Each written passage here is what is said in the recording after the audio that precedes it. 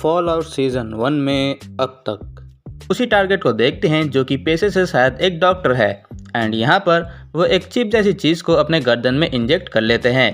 जहाँ हम ये देखते हैं कि वो कुत्ता एक बड़े से कॉकरोच को अपना शिकार बनाता है, जिससे कि हम ये समझ सकते हैं कि रेडिएशन का फ़ायदा छोटे छोटे कीड़े मकोड़ों पर भी काफ़ी अच्छा हुआ है। रेडिएशन की मदद से इनका शरीर का आकार बहुत ही बढ़ चुका है और वो एक अकेले इंसान को भी मार सकते हैं। अब अगली सुबह हम देखते हैं मैक्सिमस और उसके नाइट को, जो कि अपने लोकेशन से पहले ही उतर जाते हैं और जब ये लोग वहाँ पहुँचते हैं तो उनको एक गुफा के सामने कुछ हड्डियाँ पड़ी हुई मिलती है और जब वो लोग अंदर जाकर चेक करते हैं तो वहाँ से निकलता है एक खूंखार भालू और इसीलिए गुस्से से मैक्सिमस अपने नाइट को हील ही नहीं करता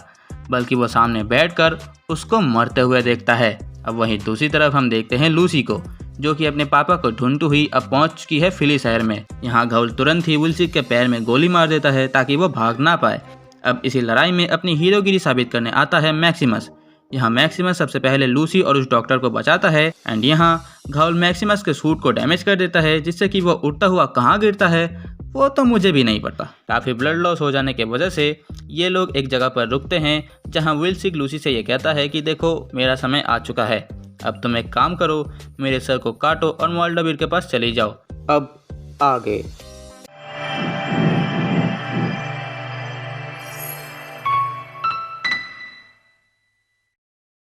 तो एपिसोड के शुरुआती दौर में हम यहाँ कूपर हावर्ड को देखते हैं, जो कि एक मूवी की शूटिंग कर रहे हैं एंड यहीं पर हम उनके पत्नी और बेटी को भी देखते हैं। अब इसके बाद कहानी वहीं से कंटिन्यू होती है जहाँ से ख़त्म हुई थी, यानी कि अब घाउल भी वहाँ पहुँच चुका है जहाँ विल्सिक का सर काटा गया था और यहाँ हम ये देखते हैं कि घाउल एक सीरम या फिर दवाई जैसा कुछ ले रहा है एंड मेरे हिसाब से शायद जिंदा रहने के लिए घाउल को ये दवाई टाइम टू टाइम लेनी पड़ती है।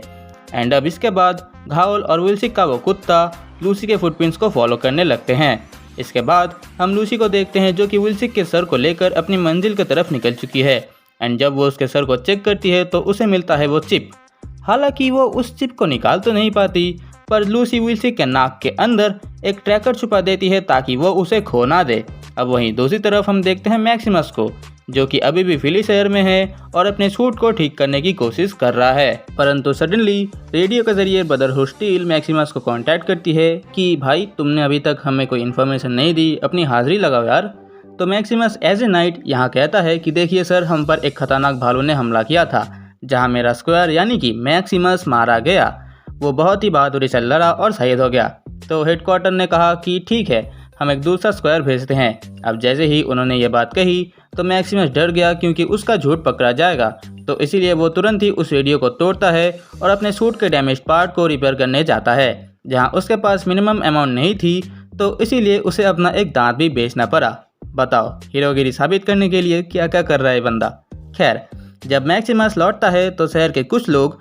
उसके सूट के साथ छेड़खानी कर रहे थे, तो वहाँ मैक्सिमस की थोड़ी सी धुलाई हो जाती है एंड इसके बाद वो अपने सूट के एक हाथ की मदद से पास खड़े एक बंदे का सर कद्दू की तरह कुचल देता है and I definitely love that scene. इसके बाद हेडक्वार्टर से एक दूसरे स्क्वायर को भेजा जाता है और ये वही कमीना था जो कि मैक्सिमस को पहले बुली किया करता था एंड आफ्टर दिस ये दोनों अपने मिशन को पूरा करने के लिए निकल पड़ते हैं। अब ऑन दी अदर हैंड हम देखते हैं लूसी को, जो कि चलते चलते एक नदी के सामने आ पहुंचती है और यहाँ उसकी मुलाकात होती है एक बहुत ही बड़े और पावरफुल एबोमिनेशन से। वो लूसी को देखने के बाद ही हमला कर देता है एंड जब लूसी पलटवार करती है तो वह विल्सिक के सर को लेकर भाग जाता है एंड तभी पीछे से लूसी के सर पे गन पॉइंट करता है घाउल एंड इसके बाद हमें वॉल्ट 33 दिखाया जाता है कि यहाँ का माहौल कैसा है। असल में यहाँ पर उनका ओहदा छीन लिया जा रहा है जिन्होंने लूसी को भगाने में मदद की थी एंड यहाँ लूसी का भाई एक बहुत ही अच्छी स्टेटमेंट रखता है कि कितनी दुविधा है नहीं,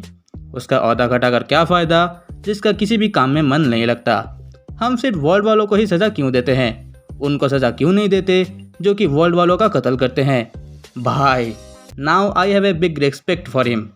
और एक इम्पॉर्टेंट बात, यहाँ पर हम एक पोस्टर देखते हैं जिससे कि हम ये समझ सकते हैं कि वॉल्ट 31, 32 एंड 33 जुड़े हुए हैं, जिनमें से वॉल्ट 32 की हालत बहुत ही खराब है। अब इसके बाद घाउल लूसी को एज ए चारा यूज़ करता है ताकि वह बड़ा सा जानवर इनकी तरफ आए और घाउल उसे मार सके, और ऐसा होता भी है, पर घाउल उसको नहीं मार पाता, बल्कि लूसी अपने बचाव में घाउल के उस दवाई वाले बैग को इस जानवर के मुंह में फेंक देती है, जिसके वजह से घायल की वो सारी दवाइयाँ बर्बाद हो जाती है। और जैसा कि मैंने आपको पहले भी बताया था कि घायल को ये दवाई टाइम टू टाइम लेनी पड़ती है, तो अब इसीलिए घायल लूसी को एक रस्सी से बांधता है और उसको खींचते हुए उन दवाइयों को खरीदने के लिए जाता है।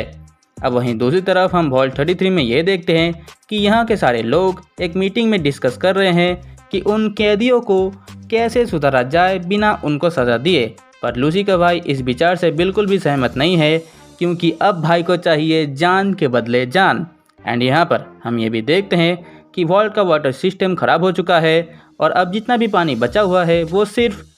मान लो कि 2 महीने तक ही चलेगा। अब ये भी एक बड़ी प्रॉब्लम बन चुकी है। एंड इसके बाद हम मैक्सिमस और उसके स्क्वायर को देखते हैं, जो कि एक म्यूटेंट ट्रैकिंग डिवाइस की मदद से उस बड़े से जानवर के पास पहुंच चुके हैं। एंड अब ये लोग उस जानवर के साथ फाइट करते हैं। उस स्क्वायर को तो वो जानवर आधा निगल ही चुका था कि तभी मैक्सिमस आकर उसको खींचने की कोशिश करता है, जिससे कि वो बड़ा सा जानवर मारा जाता है। और जब वो उल्टी करता है तो विल्सी का सर भी बाहर आ जाता है, यानी कि अब वो सर मैक्सिमस के पास है।